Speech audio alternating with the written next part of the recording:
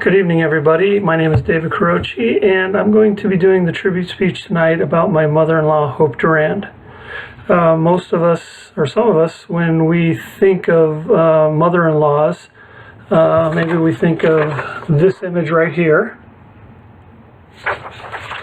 Or maybe you think of the movie Monster-in-Law with Jennifer Lopez and Jane Fonda, a very overbearing, controlling mother-in-law who was only trying to do what was best for her kid, but we all saw that that wasn't the best thing. Here's a picture of my mother-in-law.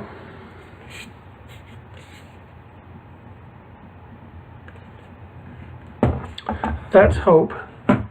Hope was a beautiful woman, and she passed away 2 months ago at the early age of 58, tragically from the effects of diabetes. She was a beautiful woman. She had a caring heart. She would do anything for everybody, and people gravitated towards her. They wanted to be around her. They wanted to be near her.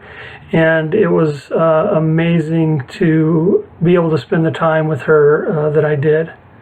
And I don't take for granted one moment of it. We met 25 years ago, obviously, when I met my wife. And I remember my very first encounter with Hope is I went over to my wife's house to pick her up and to meet her parents. And her dad was there and her mom was there. And I instantly got the feeling from Hope that she was a very loving, caring, easygoing woman. She was very friendly, very warm and welcoming to me, and that made me feel extremely comfortable in the situation.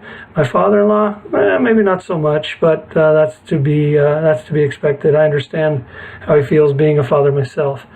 One of the very first things that I learned about Hope was that she can cook. And she was such an excellent cook. She could cook anything and everything, all kinds of different dishes, all kinds of different foods. She was Hispanic, so she did cook a lot of Hispanic dishes, which were my favorite. So I did really appreciate that. The first time I ate dinner over there, I remember vividly that I was extremely nervous meeting the rest of her family, and I didn't want to eat too much. I didn't want to make a pig of myself. But the food was so good that it still lingered with me to this day, that I wish I would have actually eaten more and just gone ahead and made a pig of myself, because I don't think anybody really would have said anything. One thing, as sweet as and loving as Hope was, one thing that she did have was a temper. She was Hispanic, so a little bit of her Hispanic temperament would come out sometimes. And I remember being over there and her being in the kitchen and just yelling and screaming about the kitchen not being big enough, and how come this is there, and who moved that, and who did what with stuff in her kitchen, and she would bang stuff around and move stuff around, and we couldn't really do anything but kind of laugh at it. And eventually she'd calm down and have a good laugh about the whole situation. But when she was in the throes of it, it was a very interesting dynamic. Something else that Hope could do, she was an amazing, incredible singer. She loved to go out and do karaoke. She would go out 3 or 4 times a week and do karaoke. She would go to local bars and stuff and do karaoke, and she got to the point where she was kind of doing her own karaoke, and she had a list of bars that wanted her to come and do it, because during that time it was so popular and she had so many people that would come and want to listen to her sing, and she did a good job of interacting and mixing with the crowd. So it was incredible that the amount of people that just were, again, gravitated towards Hope. She was just that kind of person. Another thing, Hope loved cats.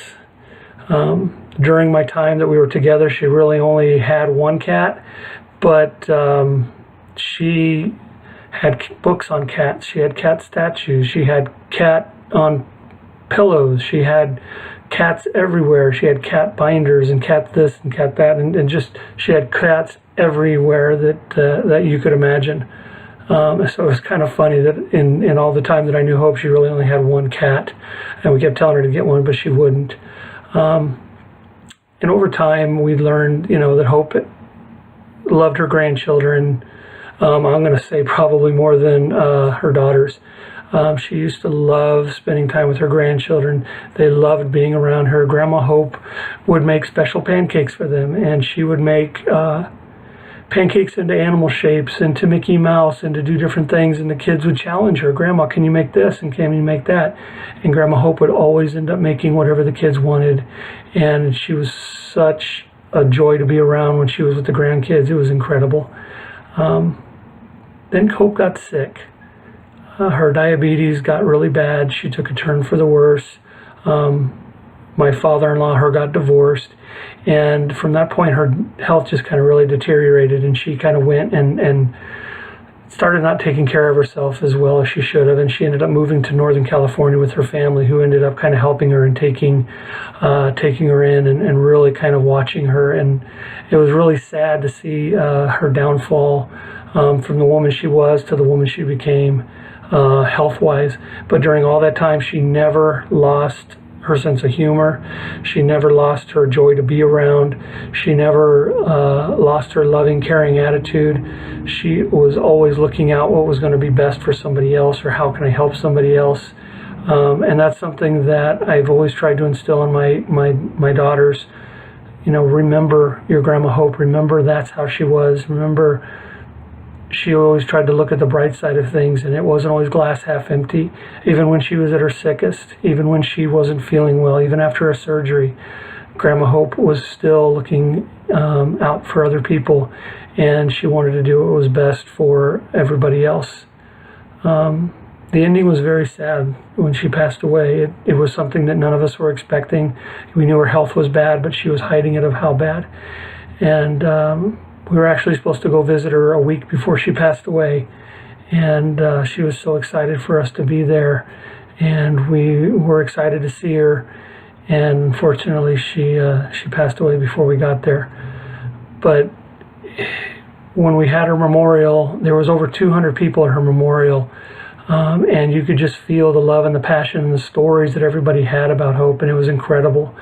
And I can't wait, to visit her again when I pass on, because I know she'll be waiting, and she'll be there singing and cooking and having open arms to greet everybody and loving her family. And I hope each of you have the opportunity to have a Hope in your life, and she'll bring the happiness that Hope brought to mine. Thank you, and have a great night.